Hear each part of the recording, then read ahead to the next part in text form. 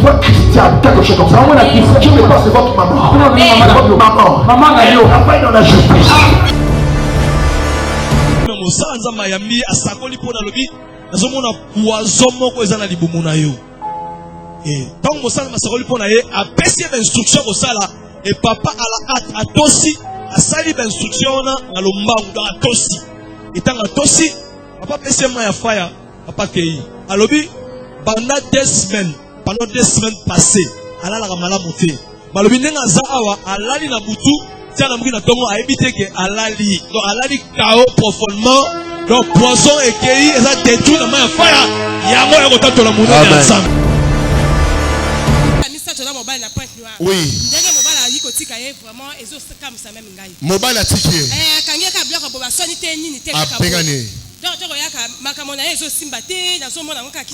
Ok. Est-ce que yebi ko sambo no yawa? Mission na yo na bomi angolelo. Allez, fire. Fire. Bima. Bima. Tala miso. C'est démoniaque ça. Au moment où que mili mo mabe bato supporter. Tala miso. Sir. Lusa let them go.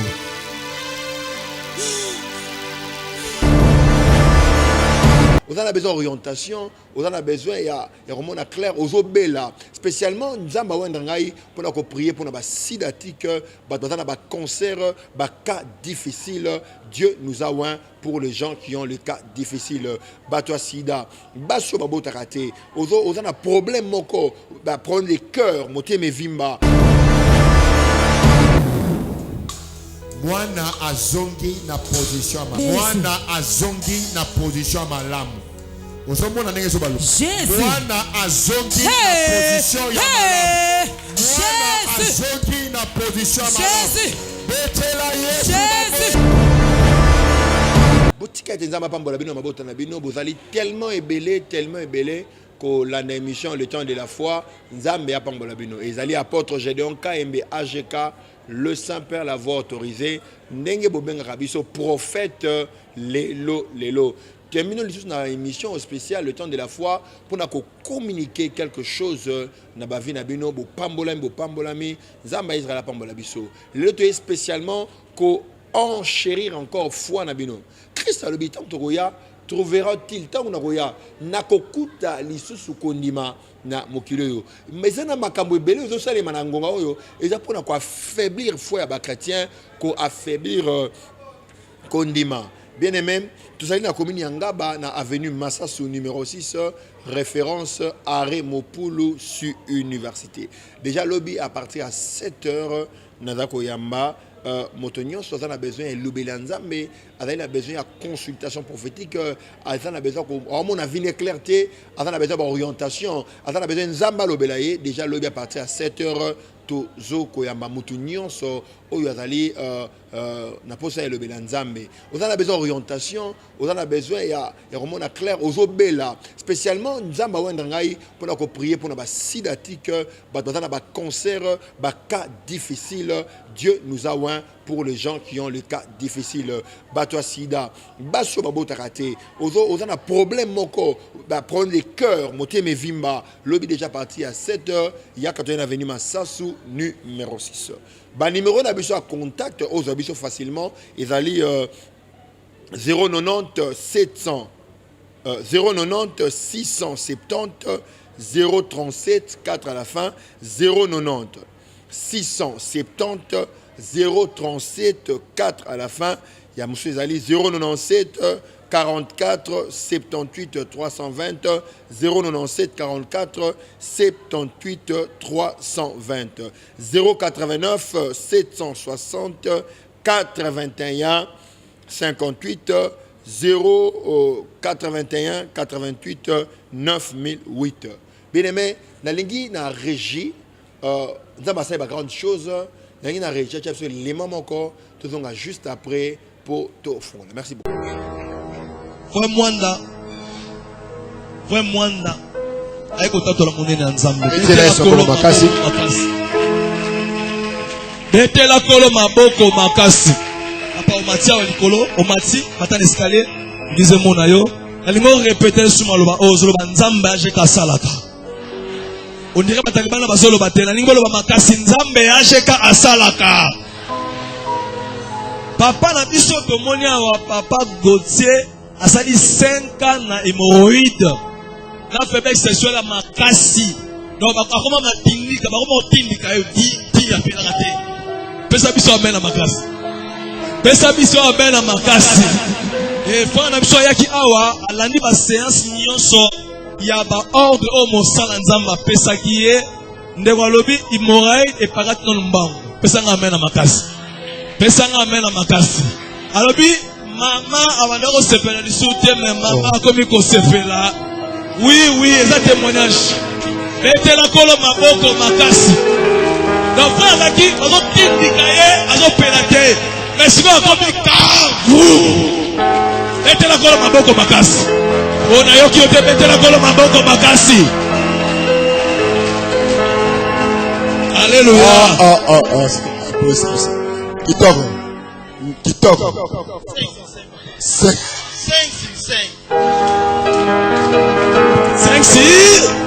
5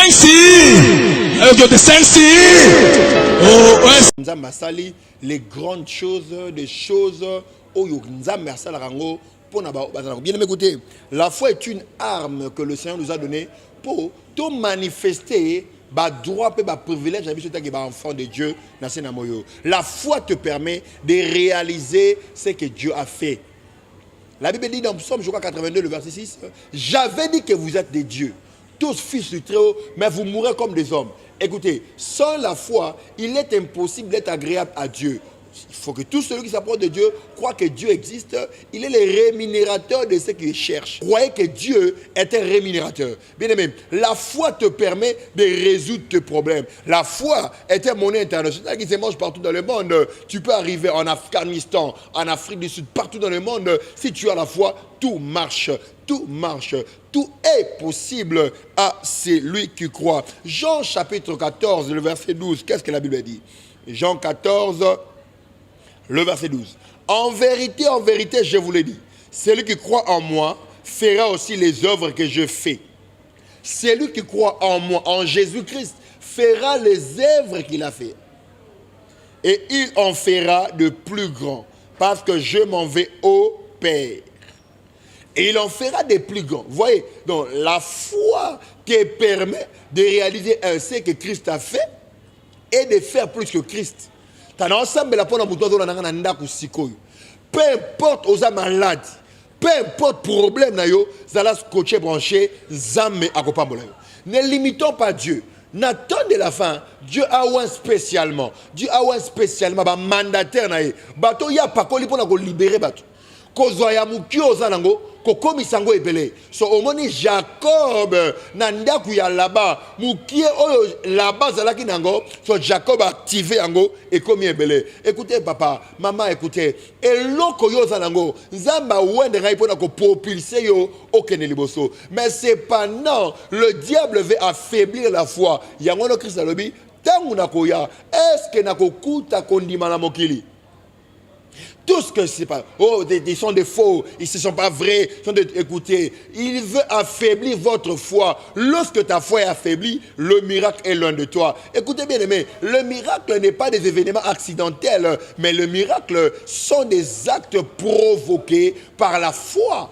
Les miracles sont des actes provoqués par la foi. Au comment dans la Bible, tous les gens que Jésus a guéris, tous les gens que Jésus a manifesté sa gloire, Jésus leur disait qu'il te soit fait selon ta foi. Matthieu chapitre 8, verset 13. Jésus dit au centenier, va, qu'il te soit fait selon la foi, ta foi, pas selon la foi du prophète qui te parle à la télé. Le plus grand combat du diable pour le temps de la fin, c'est de montrer aux gens que les pasteurs, les hommes de Dieu, le prophète sont dans la fausseté. Écoutez, oui, c'est vrai. La Bible dit dit, dans les derniers temps, il apparaîtra de faux prophètes. Bien écoutez, dans le temps du soir, la parole de Dieu doit se révéler en puissance, en force, avec impact. Le diable doit te faire voir que l'homme qui te parle, c'est un faux. Écoutez, le diable veut affaiblir ta foi. Je ne suis pas d'accord avec des gens qui disent que la prophétie n'est pas normale. Les prophètes sont des aventuriers. La Bible a dit, la parole prophétique est une lampe dans les ténèbres.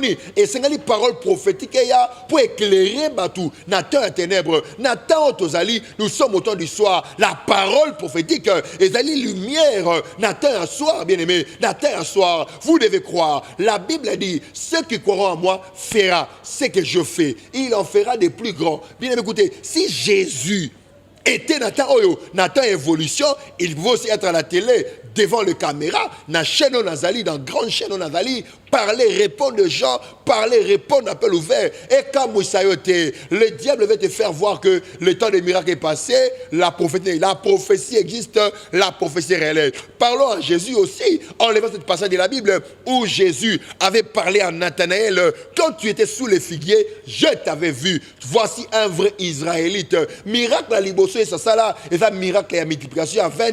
Miracle à Liboso et ça là, et ça dit parole prophétique au Yesu. Nathanaël, écoutez, Yesu a gagné toute une ville, mon Dieu, a gagné toute une ville par rapport à la parole prophétique. Comme ça, une femme samaritaine, a ébissé. Tanga pesanga comme mobile na ebise mobile azate alobi olobi ya solo pe oyo otoza na zali ya yote ozaki be na 5 mibali ya batu femme samaritaine akimi mbango ko informer j'ai rencontré un homme qui m'a tout dit. Nous sommes au temps de la fin. La Bible dit, dans les derniers temps, la montagne où sera la maison de l'Éternel sera élevée au sommet des collines, afin que toutes les nations y affilent. Ésaïe chapitre 2, verset 2. Tout ça dans temps église. Oh, peuple, et c'est qu'il va affilier, et c'est qu'il va affluer, il y a ébélé en grand nombre. Mais qu'est-ce que le diable fait? Le diable veut affaiblir ta foi. Gloire à Dieu. Jésus a dit, quand reviendrai-je? Trouveras la foi. Donc, ils sont là. Il y a un prophète dans l'émission Le temps de la foi. Il y a établir foi. Je vais définir la foi, pas comme tu le comprends, mais je vais définir la foi de la manière dont le Saint-Esprit m'a donné. Nous sommes dans Hébreux chapitre 11, le verset 27. Hébreux chapitre 11, le verset 27. Rabo seketi ramanasa. Hébreux 11, le verset 27. Je lis au nom de Jésus. C'est par la foi qu'il quitta l'Égypte, sans être effrayé de la colère du roi, car il se montra ferme, comme voyant celui qui était invisible. Ma brodo saka. Nabadeli. Car c'est par la foi qu'il quitta l'Égypte, sans être effrayé de la colère du roi, car il se montra ferme, comme voyant celui qui est invisible. Donc Moïse n'a pas eu peur des pharaons parce qu'il savait, je marche avec l'invisible. Je définis la foi. La foi, c'est la conscience de l'invisible avec nous. La foi, c'est quoi? C'est la conscience de l'invisible avec nous. Vous voyez, les miracles sont invisibles, mais avec la foi, nous les matérialisons. Tout ce que vous demandez en priant, croyez que vous l'avez reçu et vous le verrez s'accomplir. Écoutez, la foi, c'est la conscience de l'invisible. Ce que tu ignores te fuit. Ce que tu crois vient près de toi. Si tu crois que l'homme de Dieu qui passe à la télé enseigne nettement, Dieu là, ouais, pour mon problème, tu le matérialises. Mais quand tu doutes, bien écoutez, tu ne peux pas jouir, tu ne peux pas être impacté de la chose. La foi, c'est la conscience de l'invisible près de nous. Moïse a bangité, a bangité à Pharaon, a tenu, a biminaï. Abimi na epa bien non oh ya zakati na ye avec Pharaon en Égypte. J'essaierai avec vous jusqu'à la fin des jours. Moni et sengalo yeba que nzambazali ce qui kabola qui main rouge na lingen na Moïse azabe capable na nzele mosala nzambe ozona na TV a changer histoire na yo olobi amen na pamboli yo. Écoutez frère, écoutez, Dieu n'a pas changé. Malachie chapitre 3 le verset 6. Je suis l'Éternel, je ne change pas, vous le peuple, vous serez consumés. Pourquoi les peuples sont consumés? Parce que eux pense que l'Éternel a changé. Même l'apôtre Paul le confirme dans Hébreu chapitre 8, le verset je crois 12. Jésus-Christ est le même hier, aujourd'hui, éternellement. Jésus-Christ est le même hier, aujourd'hui, éternellement. Mais aujourd'hui, Jésus-Christ se manifeste à travers Éphésiens chapitre 4, verset 11. Étant monté, il a fait des dons aux hommes. Il a donné l'un comme apôtre, l'un comme prophète, évangéliste, pasteur, pour le perfectionnement des saints. L'œuvre que Christ allait faire, étant monté, il a fait des dons aux hommes. L'apôtre Gédéon était un don pour la nation congolaise. L'apôtre Gédéon est un don pour toi qui nous suis. Donc bien aimé, que le diable n'affaiblit pas ta foi. Crois. Écoutez, qu'est-ce qui s'est passé dans Luc chapitre 1, verset 37? L'ange apparut à Marie, il est dit, voici Marie, tu enfanteras un fils, tu donneras le nom de Jésus Emmanuel, la royauté sera sur lui. Mais Marie posa la question, comment cela se fera-t-il? Comment cela se fera-t-il? L'ange lui dit, le Saint-Esprit te couvrira de ce nombre et tu concevras un enfant et tu seras enceinte. L'ange va plus loin pour montrer à Marie que Dieu est un Dieu de possibilités illimitées. Il dit d'ailleurs ta parenté Élisabeth, elle est dans sa 6e mois, dans sa vieillesse. Au moment na ki mu bange Élisabeth azana zim. Au moment yoko za vierge na ki mu bange ya Élisabeth azizemi. Au moment dans Luc chapitre 1 verset 37, rien n'est impossible à Dieu. Et l'eau comme côté est impossible pas dans Zambé. Pourquoi tu doutes? Le diable veut te faire voir que ta maladie là va te tuer. Tu as le sida au kokufa. Qui s'est assidé dans la raté? Mais je t'annonce, qui s'est assidé comme on a Jésus Christ. Mais pour l'impacter, l'image que Jésus Christ habite Sarababeli, comme on a Jova Rafa, il guérit le maladie. Rien n'est impossible à Dieu. Bah maintenant, nous avons un cancer.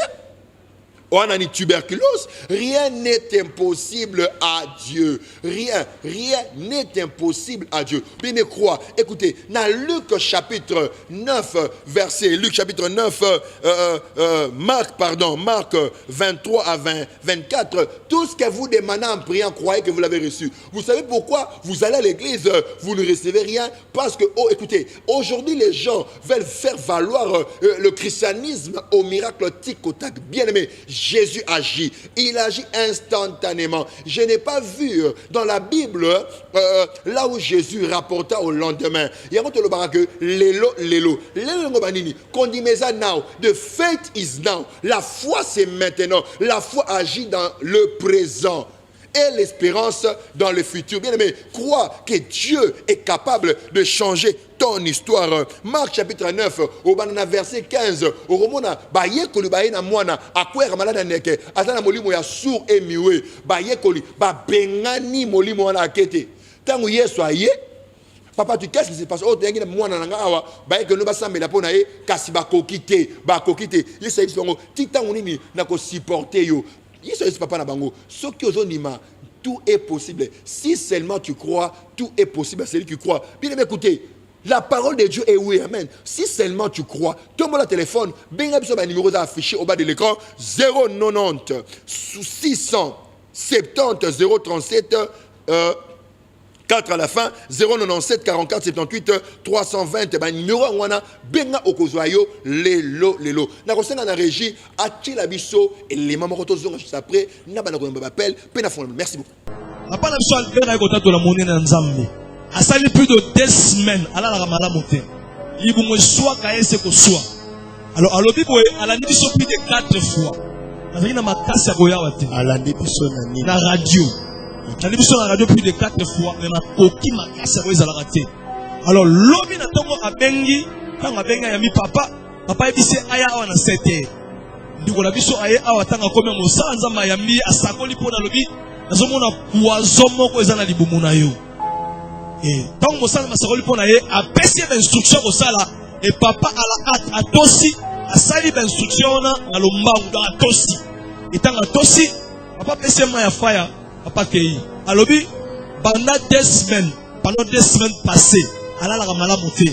Balobi nenga za awa alali na butu, tia na mukina tongo a éviter que alali. Donc alali kao profondément Donc poisson et cueilli et ça détruit la main fire. Yango ya kota to la mouna ya ensemble. Papa ya solo. Au sali 2 semaines libumwani ça va passer. Pesa balobi nini? Akenda na hôpital balobi ozana typhoïde na malaria. Typhoïde na malaria. Ezo sila kaka te. Sila kaka te. Mais lodo ya o juma ya fire. Merci beaucoup. Gloire à Dieu, beaucoup un élément au bien aimé, comment Dieu agit. Dieu agit par rapport à ta foi. La Bible dit qu'il te soit fait selon ta foi.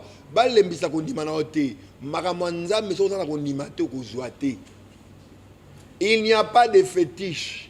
Qu'on ne vous trompe pas. La parole de Dieu est oui et amen. Jésus-Christ est le même hier, aujourd'hui, éternellement. Il n'a pas changé. Abongamite.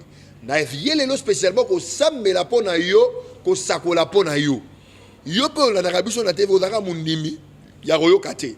Déjà ba culte zongi to sambela mercredi 15h jeudi on a 2 services 7h 11h 15h 18h30 vendredi 15h à 18h30 dimanche on a 3 services. Premier service on a 6h juste 8h juste, deuxième service 8h 10h, troisième 10h 12h. Bah numéro de compte exactement en direct, ils allaient 090 670 037 4 à la fin. 090 670 037 4 à la fin. 097 44 78 320 097 44 78 320 089 760 81 58 088 081 pardon 88 9008. Bien aimé, Jésus a dit, si vous croyez, vous ferez les œuvres que je fais et vous la ferez de plus grand. Donc, c'est comme ça qu'on dit pour réaliser oye sur salaki. Le Cameroun le kinzambete. Ozo peut échouer lamentablement parce que le diable a l'ongolo kondima. La Bible a dit, et croyez en Dieu, vous serez affermis. Mais en ses serviteurs, le prophète, vous réussirez. Au moni, diabolo, alengi, boni mena sou basa lanza mete, boni mena batakisi, ba magie, et tout ba lokuta, ba yoka papa, benga en direct au joyau lelo, et les choses vont marcher. Donc la foi c'est maintenant, la foi agit maintenant, la foi n'est pas conjuguée au futur. C'est l'espérance qui est conjuguée au futur, la foi est conjuguée au présent. Ba numéro de téléphone est à présent, benga biso déjà tout ça en direct, benga biso au joyau lelo, et les choses vont marcher. 090 670 090 670 037 4 à la fin. Bengabiso déjà tout ça en direct au Zoyo lelo et les choses vont marcher. Tant aux ondima au Zoya yo pe makambo et ko tambola. Na kosenga na régie à chefs les mamoko tout on juste après promesse aïe pour témoigner mon ennemi Nzambe ya papa na biso prophète lelo dans les choses marchent. Alors oui ananaki papa na TV. Abanda ko la papa na TV alobi te ka église ofuna kina ko pour makambo na soyoka et so concerné finalement. Mais azaki na problème mon problème ezalaki abanda ko yoka na hanche na gauche na droite lokola mo ba banga mo ekanga mai wana. Alobi ke nyokoli e bata ebele. Akina na hôpital à kota ba radio batanga ba luka ba mone le côté. Et puis avant la dia tout ça été nyos. Mais tango ena bisika oyo akuta ina prophète lelo dans les choses marchent. Papa sambeli pona yo na minute tozono baba bana wana za lisusu. Amen. Moni ebo la bio wana zo kubisa lisusu. Amen. Pour témoigner mon nene ya Nzambe ya papa na biso prophète lelo dans les choses marche. Alors il tangu azalaki na yebi place sauter. Abandai ko na système moko bandai ko sala na vie na ye soki ajuiseni c'est bandai ko longwa. Abozo azeli sala mena beaucoup de fois soki ajuiseni c'est melongwa akoka ko conserver ses idées. Mais eloko ezaki moi pasi bandai ko tambola na l'église aka prophète etelo ko yebi wana. Akeli bakela kila babisika wana bandai ko prophétiser pour les tozomona nyoka kao tozomona nyoka kao partout bakela ba mamona ga nyoka kao mais lo eko misa bango bamona ka nyoka kao mais basakola pe nyoka kao mais bazali makoki ya kolongola nyokakao ese mwazomamazoloba amoni nyokakao basaboli mpe nyokakao mais bazali ye makoki ya kolongola nyokakao baza na manda wana te etango bayoki papa na biso balandaki ye na radio bayoki babiki fundo ya na bisika oyo ntango bakomi na bisika oyo papa sakoli mpo na bango asambeli mpo na bango na miniti oyo tozoloba ndenge aza boye 5 azwaki yango deja azotambola nango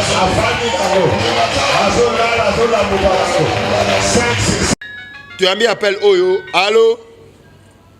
Allô, bonsoir. Allô? Allô, bonsoir. Oui, bonsoir, papa. Comment on a bien soir? Comment on a Cécile, papa? Na fandi na Banzaleba. Nazo Kayo? Oui, problème na biso eza penza nte sikoyo papa. Na famille na biso tozo kufa to bandana mwana ya suka tozo. Maman, yokangai, télévision tango tango le benga ça ba do sanga. Le plus grand problème na famille na mozaka ba événement répété. C'est-à-dire oh ekomela yaya ekomela maman, yango de komela bino, c'est-à-dire malédiction, c'est-à-dire force ya malédiction. Zokanga Salé fort au monanga lobby. Na commune ngaba na avenue Massasu numéro 6 référence à Remopoulou. Ya ka lobe parti à 6h30 na Maniko Yamba na ko samela pona yo et makamune ko change. Merci. 097 44 78 320 097 44 78 320 090 670 037 4 à la fin. Tu as mis appel Oyo. Allô? Allô, bonsoir papa. Oui, bonsoir. Comment on a bien bonsoir? Comment on a Michou? La bengi na Selemba. Tombola Mgongo? La bengi na Selemba Michou. Maman, tu as dit que Mgongo nous a dit Obotama le 18 juillet 1979. Amen. Pour le magasin Mazoloba, aux Anabana 4.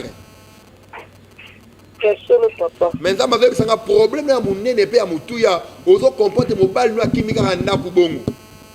Papa, il y a bengi vraiment yangoana. Yokangai.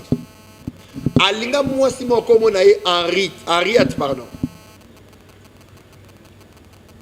Allô? Oui, papa, il est solo. Alinga moi si mon comme on a Henriette et puis moi si on a fait un travail spirituel à Kangai. Mais na minute ba bebani makasi nzamba zo talsanga zo zonga na ndaku na yo lelo loba 3 fois miracle elle est partie benga biso o nzambe na ngai to yambi appel o allô allô bonsoir comment on va bonsoir comment on Antoine te comment on va na ngirngirité nzamba zo bisanga o vandi na masina Petro Congo bo vandi libana bo tala te bo ni mateke nzamba lobaka pour ni nzamba zo bo na pota mo sali 3 ans na le kono ici la raté il est parti benga biso ko bipete oh là là tu as appel oh ko bipete benga biso écoutez tango zo chaba crédit benga biso ko dutete ko zayo le tu as appel oh allô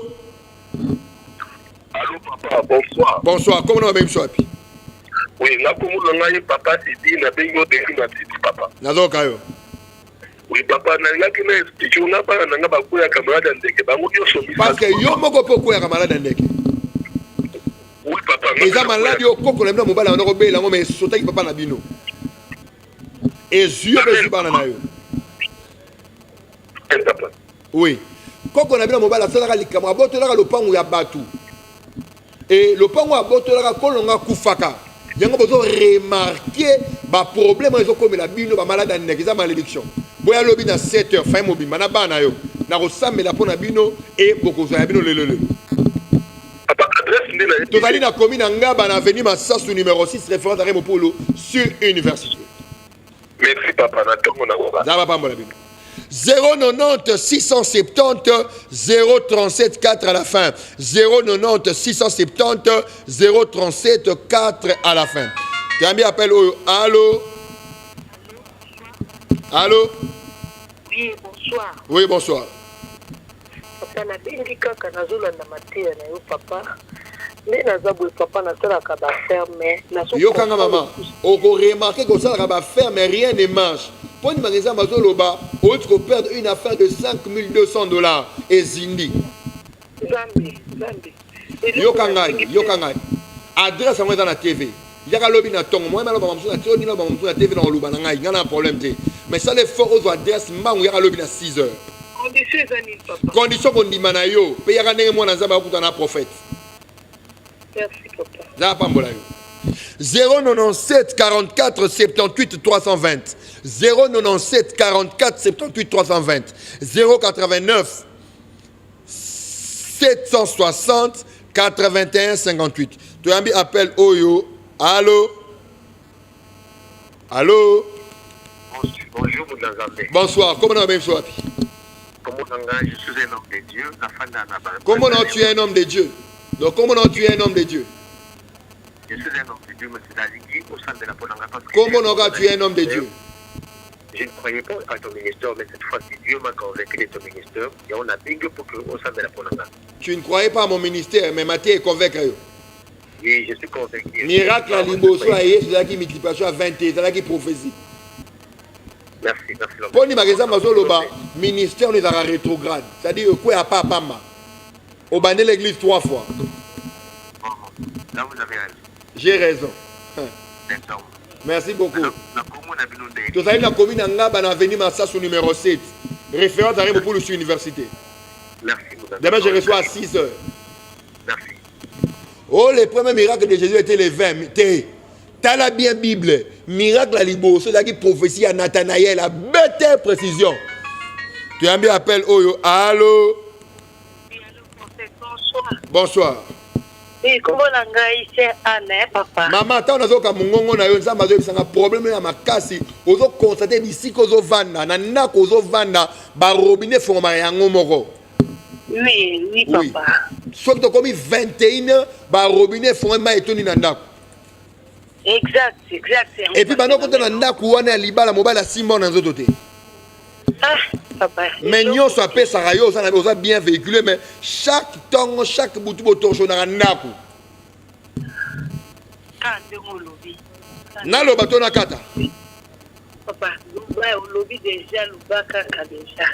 Et puis quand il m'a dit ça, mazoloba, tata moi si n'a pas convaincu quand libala pour mbongo ezala ki trop. Oui, il a pour la famille la bala. Baba la rapport na mbongo te na conseil à moto, baba la rapport na conviction na bolingo, libala les destin. Il y a le bilan ressemble la pour ne pas refondre sur en détail. Olaninga. Amen papa. C'est une commune Ngaba na venu Massassou numéro 6, référence à Rémopoul sur université. Lélo fait marcher les choses. Tu as mis appel Oyo. Allô, bonsoir. Allô, bonsoir, monsieur. Oui, bonsoir.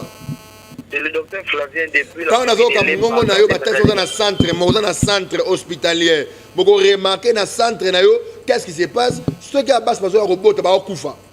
Centre ne que na réputation mabe. C'est vrai. Pour ni bagenza bazolo banza bazo sanga bana concurrent mo pembe na yo wana.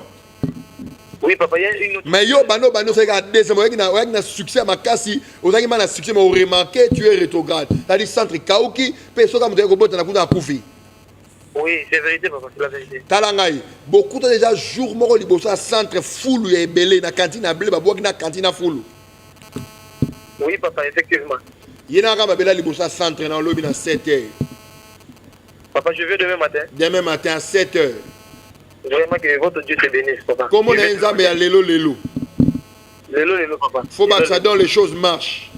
Dans les choses marchent. Merci beaucoup. Merci, papa. Bien aimé, écoutez, nous avons maintenant pour nous talangaï. Nous avons un poste politique élevé. Nous avons soda, nous avons médecin, nous avons avocat. Il y a qu'à lobby ensemble la ponayo. Nous avons il faut ça. Écoutez, tu as besoin de savoir ce que tu dois faire pour réussir. Tu as bien appel Oyo. Allô? Allô? Oui. Allô, pasteur. Oui, bonsoir. Bonsoir, papa. Ngai kombo na ngai. Nga kombo na ngai Noëlla. Comment on a dit? Noëlla. D'ailleurs, tu as crédit dans le Boko Sangai. Comment on a mboka mboui? Ok. Oza ndoya mama na bino. Papa, okoki na kolimbisa nga po na lobaki na kombo Noëlla, mais kombo na ngai ngwana mboui. Comment on mboui? Tala, benga biso pour des choses pour benga te bo bike bungi. O prophète bike bunga ki yebisa place bike za yebisa benga pour ma vie. Nzamba ali na ko yebisa place bike za. Mais c'est pas important. On a à 200 francs que ça nous sommes bike na boutique. Oh prophète si nangé bunga ki yebisa place des ali. Papa, si mais à 500 francs. Tenez sur ma sim dans la cabine. Banela, ça c'est sim blanche. Faut pas blaguer avec Dieu comme ça. Allô? Allô? Oui, bonsoir, prophète. Bonsoir. Et comment on papa aimé la baigne depuis? Comment on aimé? Comment on Freddy? On a un problème dans le colonel à droite. On a un accident dans la moto. Mandala Boshanda. Les dans les choses mentales. Nous avons besoin de pouvoir activer toi. Bien, mais écoutez, vous allez pas formater pour ani. Vous allez activer toi na bango. Nous avons besoin de onction pour activer toi na yo. Au cause moi si nous na mbongo, mon kat na yo. Mais ba limita yo, yara l'homme dans fond le toi na yo. Bien aimé, place aux ba combattre yo. Yara na sécuriser place na yo. Pour ni ba fils de ce monde, ba rena au monde ba consulter ba nganga et tout. Parce qu'ils sont plus sages que vous, n'est-ce pas, lobby. Bien aimé, nous avons apporte, j'ai donc quand même prophète pour la sécuriser poste nayo, pour sécuriser Liban nayo. Tout ça a venu Massa sous numéro 6 commune en Ngaba, référence à pour le université. Tu as mis appel au allô. Allô. Bonjour Blazambe. Bonjour papa, Koloba na fier, que le bas bien. Comment on a mis ces gens depuis Lemba? Oui, nous avons encore mis ces gens. La plaque à ma fleur, ça fait 10 ans. Mais depuis moi, qui m'a gagné un bon, dans la zone vivre dans la situation. Mais frère, ton problème est clair. D'abord, tu ne respectes pas la dîme. 2, tu étais devenu orgueilleux dans ton église parce que tu faisais des grands sémences. Tu étais un altar, chère église, l'orgueil t'avait emparé et ton pasteur a été mécontent de toi. Donc, en église, c'est un pardon, pas moulo fond. Merci. Ça pas moulayo.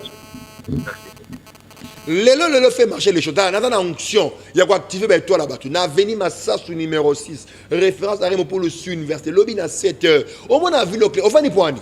Bano, on a besoin de TV, on a naka, biso yarate, yaka. Tu as mis appel au allô? Oui, papa. Bonsoir, papa. Oui, bonsoir. Papa, comment on a Mimi? Papa, Vinanga eza bololo. Son nom eza bololo. Donc, on doit comprendre. Vino eza bololo parce que Moussano vous aura mis balle à battre. On vino eza bololo. Papa, na vrai baté, papa Vinanga eza bololo. Bimana mobile ya meilleur ami na yo. Eza télévision na kangi na boy goloba. Mais yaka na ton ensemble la pona yo. Papa la mona lolenge nini. Lolenge romona nga adresse yango na TV avenue Massassou numéro 6. Référence à Rémo pour le université. Lobby yoko du yara 6h30. Merci papa. Pour les la noter. Tala, au bando au ben na ben ra prophète ba numéro na zwakati yango le ko ba numéro ngamo na yamara na téléphone nga oyo. Allô? Bonsoir papa. Bonsoir maman. Comment on le ben soir? Oui. Comment la maman Sengo na zana monga fula papa. Nazoka yo. Nazala mwana nga moko awa mokolo baki kopesa monga libala bongo lobi na bango babala ye papa mwana ana mise kufie kufa zo mona te ye uzana ya papa yango na mina benga ozondi makeso na sabe bona mise yo fuma nazondi ma papa ozondi make mwana no mise fuma lelo to lobi puyo mopona papa efunga malelo yo lutiki uzanzamba lelo nzambe na ngala nzambe ya lelo so sima misu na ye le bas 3 fois miracle. Miracle. Le bas au nom de Jésus-Christ. Au nom de Jésus. Je déclare. La libération. Tes yeux voient aujourd'hui. Au nom de Jésus-Christ. Amen. Écoutez, papa, maman, dis-moi la zambe. Pendimela abasali na ye yeso lobi na Jean 14:1 alobi bondimela nzambe bondimela pe ngai soko ndimela abasali nzambe te ndeko na ngai omone lote tu as mis appel oyo allô. Bonsoir pasteur. Bonsoir. Mais c'est ma cambouzolo baneza mama solo so ploza prophète so ça qu'on a fait pour la ndima yo mais ngala na bezo bata temete na bezo bata ko ndima mais loko za na temme fona suki so po e bagé yeso ana bomoy. Comment on a yo ige yo bébé ngo ige bando bando luka ba voyage à pote simba tenio to bota na 3 passeports expira combat ige ya kala Nicolo de ça combat Nicolo la dibao combat Nicolo babe ngo ziana mwana poto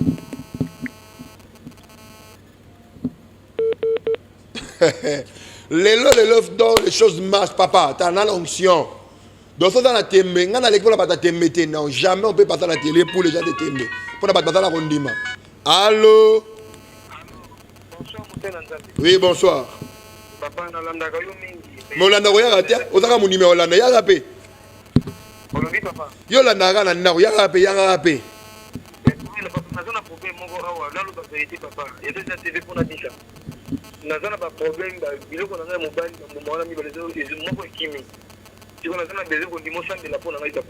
Nini ekimi? Nini ekimi?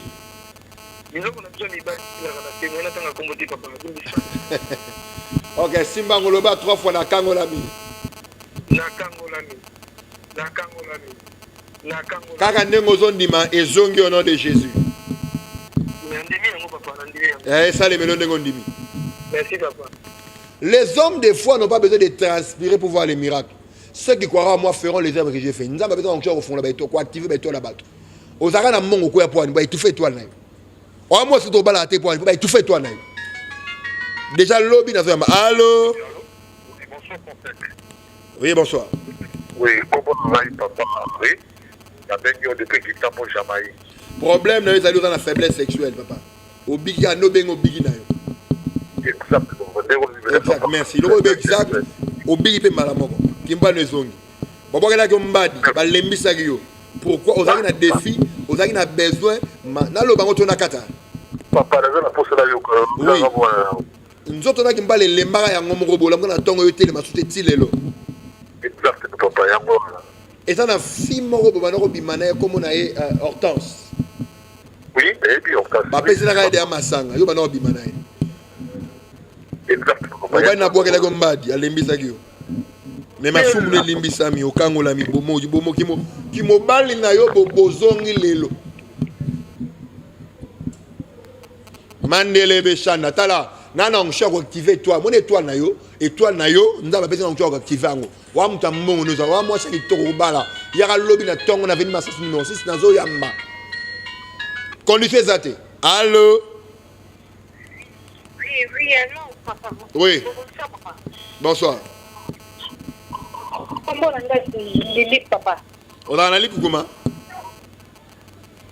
Au Kangola misikoyo, voix bimi normal, esprit a ili kukuma na chassé en haut. Au nom de Jésus-Christ, amen. Amen papa. 090 67 0 mi balé au 374 na suka. Ba numéro on a sa télévision na yo. Tu as mis appel oyo, allô. Bonsoir, Pasteur Tananzabe. Oui, bonsoir. Nauti na mboka Nigeria, na zana nga mupaya na mboka. Nauti na mboka nini? Nigeria na Nigeria. Ah, Olobi? Nauti na mboka na Nigeria. Nauti na Nigeria, so nzaba pambo la communauté nigérienne sur Congo. Na zika kabake de échange na victoire. Mais son nzaba zo bisanga imona na yo makolo ebuka na. Ebuka na te mais so makolo lembaka ka bongo. Ezama kama confia na biso. Ezama kama nini? Conflit à famille. Moi, nous avons tous en Nigeria. Vous allez siga moko. Simba ma colonie kaka. Kende simba ma colonie.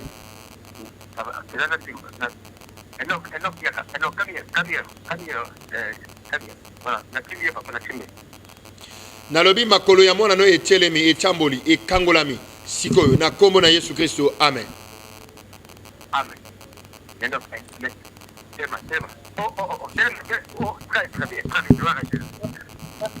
So tozana nzambe ya lelo le koba kobenga biso okozwa yo lelo pe makambo so eko tambola 097 44 78 320 089 760 81 58. Tu as mis appel Oyo. Allô? Oui, bonsoir. Oui, Nzamba Salini. Papa, les engaïs, vous avez pour la mission d'engaïs. Oui. Donc, je ne sais pas comment la monnaie donne la zone sous la mission. Si maman a témoigné vraiment, je ne sais pas comment dire à votre Dieu là. Nzamba Pambola yo, tokoyamba lobi na tongo. Boya na maman na beau témoigner. Merci beaucoup. Merci vraiment Nzamba pambola bino. Koba kobenga biso na 081 88 9008 089 760 81 51. Je m'appelle Oyo. Allô? Allô, papa? Oui. Allô? Papa Nangai, na yebi tenza balangi na bino ya awate na zuti na nukasai. Menazaki kulanda Yo tikasai neni bafunga le 15. Weka le 15 ou le 16. Allô? Oyaki avant confinement ou après confinement? Na yaki avant bakambaka nga makambo ya mboka oyo. Nazo kulanda kati avant bakanga avant bakoya babima na mboka avant maladi oyo ya. Laba pambola bino batu na biso ya bandeko. Ouais, tu ligue bino mingi. Oui. Merci. Nalandaka kaka ndenge tano oyo balanda ko awa na bafutu na ngai. Papa depuis na fandi awa. Na yaka na ngai malako. Na kaka lelo maladi, lubi kuna maladi. Mama obiki sami. Yokanga obiki sami. Na aussi papa na ngai. Merci beaucoup maman. Yaka lobi o témoigne. Tozali na komi na ngaba na veni Masasu numéro 6, référente à Remo pour l'université. Merci papa na ngai. Ba numéro de téléphone est affiché au bas de l'écran. Ngamo na ba téléphone apesa ka muduté benga biso ozo ayo lelo. Allô? Allô? Papa, Bambuma ezongi. Ezongi papa. Merci beaucoup. Nabola pena ko banga nzambe sino de ko kima ya libela. Natela bambuma. Merci beaucoup papa. Et Vanda. Alléluia. Ça soko yoki soni etalio. Ceux qui auront honte de moi, j'aurai honte devant mon père. Ça va être bambuma ezongi. Merci beaucoup. Merci beaucoup. Ah. Tu as bien appelé. Allô? Allô papa? Oui. Bonsoir. Dans l'émission, dans l'émission, mais là, on est témoigner à Bambouanese. On mobile na netele marade papa. Kaka siko to mobile no ezongi. Na kombo na Yesu. Amen. Merci beaucoup. Merci. Bien aimé, déjà lobby nazoko yamba lobby na 6h30. Déjà nous va permettre biso ba prière ezonga et dans les pamboli mais respecter ba mesures barrières. Allô? Ezanga modeze ya mudabenga ki po apo ya mwana. Oui. Vraiment naza pena zabe na bino achali vraiment. Mwana na moni akomi kocha ba quelque part. Mais pourquoi puis et moi c'est papa maintenant. Et je senga il faut tout le monde bino papa. Tozali na commune Ngaba na veni Masasu numéro 6, référence à Remo pour l'université. Boko yamba journée. Na ko yamba lobby na tongo. Merci papa. Tobito utawa. Nazoko yamba mais libosa porte au kubazo température au soma boko pe lata masque no convenablement voilà donc déjà nzamba pa mola penza bande gonyoso oh là là tu as bien appel oyo s'il plaît régie. Allô? Papa. Bonsoir. Comment on a les titres papa? Nasali ba moi papa libumu papa. Na côté l'hôpital na libumu yo. Obi kaka mama kaka ndezolo ba ono biki sami libumu ne biki sami lobo ya na témoignage na yo. Amen. Merci beaucoup. Donc ba numéro ya téléphone yango wana na se écran na yo pe numéro na biso MPC zawana numéro RTL Mani numéro Orange Mani oza beto soutenir ba émission tindo front na yo et la musique tindo front na yo oko zanga te ko pambola malobi déjà na ko na tongo à partir à 7h déjà na bandi mais là tu confortablement masque na yo pe bazo prise en température du bossa porte pe sur la maboko na yo convenablement ezalaki apôtre Gédéon KMB AGK le Saint-Père prophète lelo dont les choses marchent bo pambolami baba yaka étoile ne gongenga pe makambo ko tambola.